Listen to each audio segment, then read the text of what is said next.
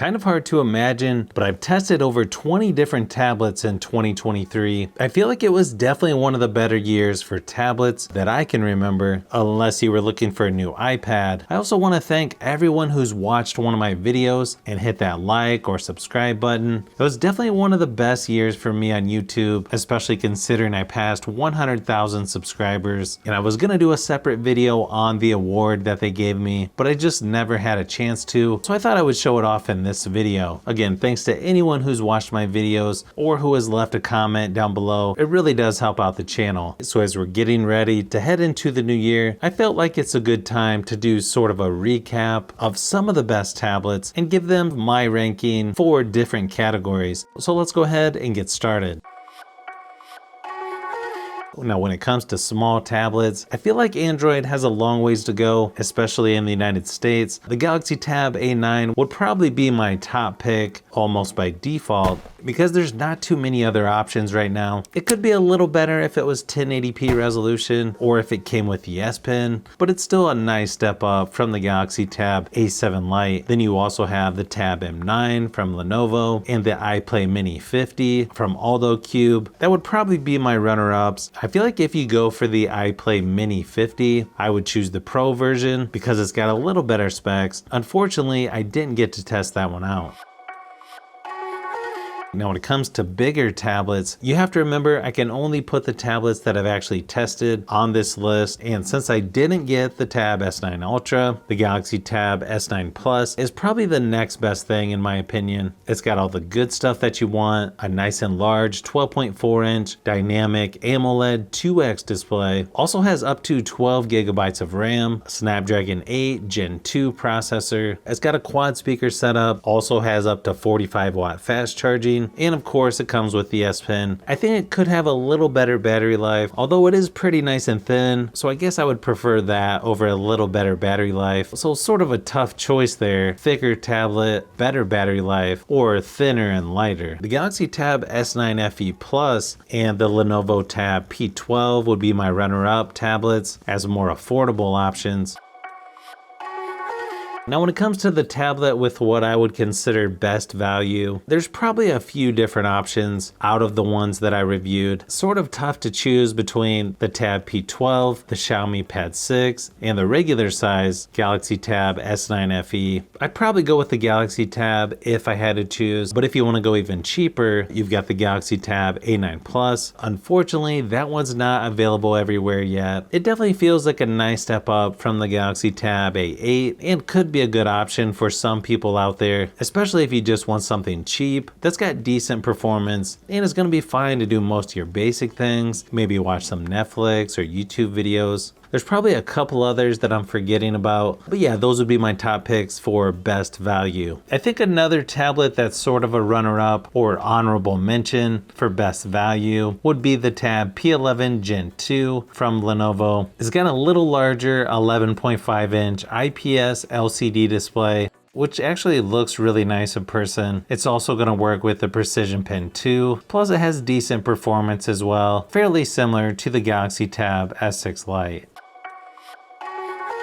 Now, when it comes to the tablet with best battery life this year in my testing, that would be the Fire Max 11 from Amazon, which lasted right at 10 hours. And while that's pretty good compared to the other tablets I tested this year, some of the older Fire tablets were actually a little better. It only has 15-watt charging, so not going to be the fastest, but it does have a nice looking 1080p screen. That's going to be great for streaming shows or playing games, and it's pretty affordable as well, as it's on sale around $159, which is going to be tough to beat. You can also get their optional stylus and keyboard as well. I do sort of wish you could get all the Google Play apps right out of the box without modifying.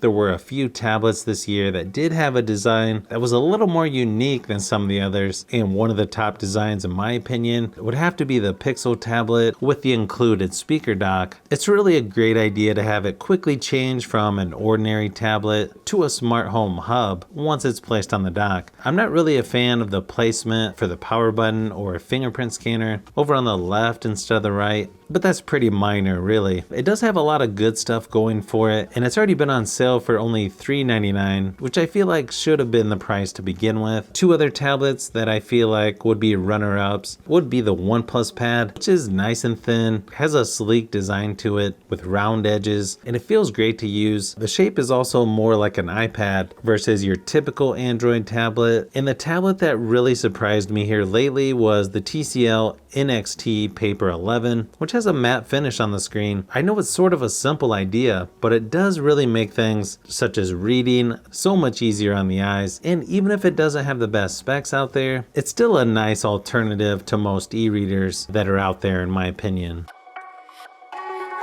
I know some people get tablets to draw or take notes. I feel like I can draw somewhat decent, but I just like the option of having a stylus to move around the software when I want to, and then just put it away when I'm not using it. It's just always nice to have that option on a tablet, and it makes it feel like you're getting a bonus feature when it's included, like with the Galaxy Tab S9 series. I might like the regular size Tab S9 just because it's a little easier to take with you on trips. It's almost a perfect size for airplane trays, and it's a little easier to handle versus the Plus version in most cases. I know it's mostly personal preference on which tablet has the best stylus. There's going to be some that like the Apple Pencil, which I admit is pretty nice. For me, I lean towards the S Pen and how you can use it pretty much anywhere in Samsung software, where it's a little more limited with the Apple Pencil on iPads. A couple runner-ups to me would be if you don't need all the bells and whistles of the regular Tab S9, you could go for the Galaxy Tab S9 FE to save some money. And since there's no new iPads this year, I feel like the OnePlus Pad fills that void nicely with its OnePlus Stylo, and it feels very iPad-like with the aspect ratio, but with Android software. If you want to save even more money, you might want to consider the Lenovo Tab P12, which also comes with the stylus and is a nice change up from the Samsung tablets.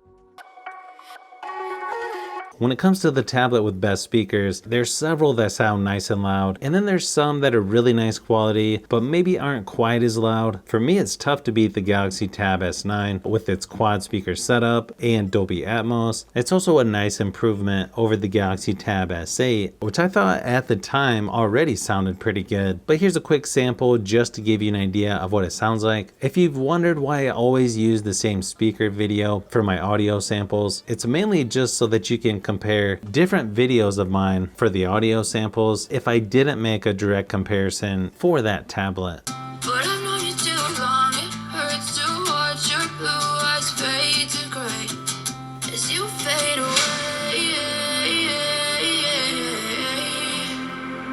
as you fade away, as you fade away.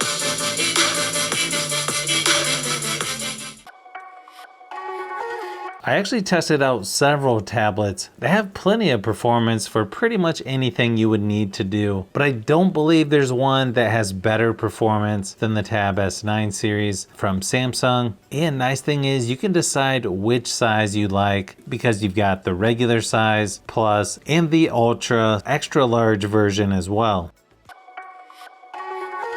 It was sort of tough for me to pick out the best tablet from 2023 because sometimes I like to use a large tablet, other times I prefer something smaller, and I'm always switching which tablet I'm using. Not to mention, I'm usually testing out a new tablet not long after I get used to one, but there are a few tablets that when I make comparison videos, or if I just haven't used one tablet for a while and I come back to it to start using it again, I get this feeling like, man, this is a really nice tablet. I need to use this more often. I would say the three top picks for me that came out in 2023 would be probably first the regular Galaxy Tab S9, sort of a toss-up on the runner-ups between the Xiaomi Pad 6 and the OnePlus Pad. The Tab S9 is great in most categories and it comes with the S Pen. The OnePlus Pad and Xiaomi Pad 6 are two tablets that are a little bit different than what you normally get around here as far as aspect ratio. They both have more of a premium build quality with good performance, but yet isn't super expensive expensive, and they're just a nice change up if you're used to using mostly Samsung tablets, in my opinion. Also, you've got a keyboard case and stylus options, which is always nice to have. One other tablet that's cheaper or a lower budget option to the S9 would of course be the S9 FE, which is going to give you a lot of the S9 features at a lower cost.